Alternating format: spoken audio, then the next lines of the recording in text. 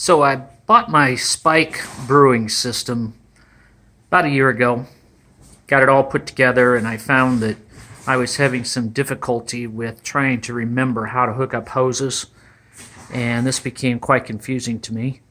It should have been easier than it seemed to be, and especially when I had little time to make those changes. So what I came up with, I went out to Amazon and I bought about 8 rolls of colored tape.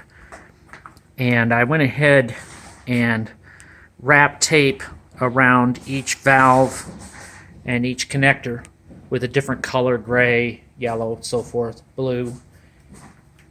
And that worked easily.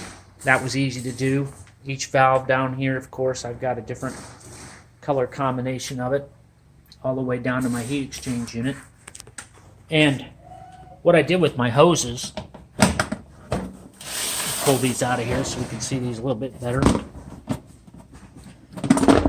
All my hoses were cut to size, and this one, for example, has 4 different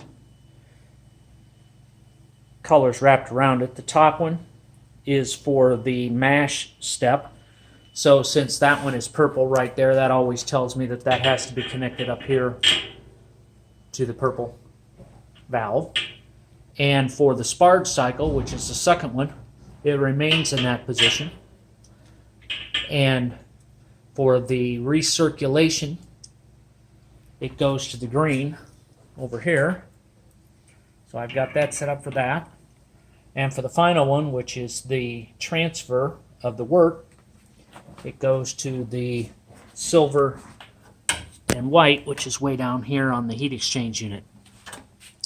And then the other side of this, if I bring this around, it's actually only used 3 times. It's used on the gray connection for the mash. That goes into my outs of the coil. And during the sparge cycle, it's on the same color.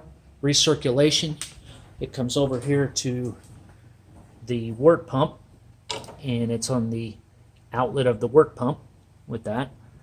And long story short, if you can kind of see each of these in here, they each have color coding on them, and no more than 4 pieces of tape. Some have 4. That means they're involved in every step all the way through wort transfer.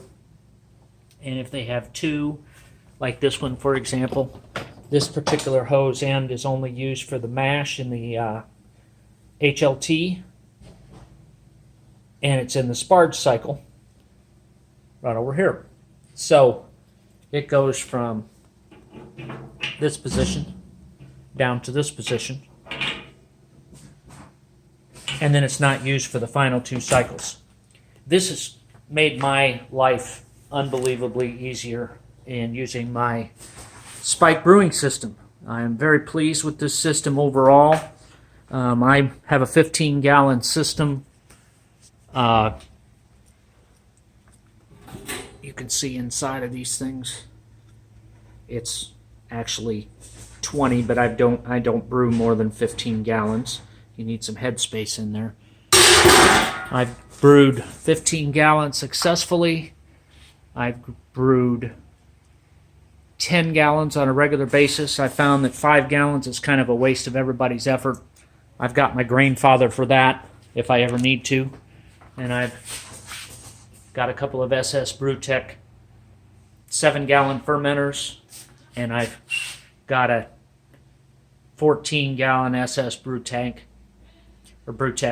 fermenter, and I bought their temperature-controlled systems, and I've set up my heat exchange with utilizing my kegerator right next to it, and then I've got a Rainbird connector set up to my refrigerator, or excuse me, my kegerator, and that allows me to not only have 3 kegs of beer in there at all times, but it also allows me to utilize the cooling for my SS Brewtech fermenter.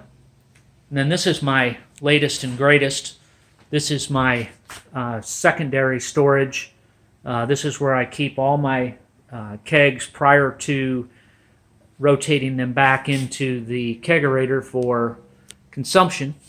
And this comes from Iron King refrigeration, and this is a really sweet system because I can put up to 8 corny kegs in here, and I can also put a shelf above it for miscellaneous cans and so forth. Right now I just have 5 of them in there, and this is a wonderful refrigerator system. Comes with glass doors or metal doors, whichever ones you want to use, but that is considered to be a commercial grade. Very happy with it. It's out in my garage, makes a little noise, but that's okay. So my brew system I'm very happy with. I wanted to highlight today more of how these color coding has made my life so much easier and keeping everything straight. So I hope that might help you if you've run into some of the problems that I have, but have a good day.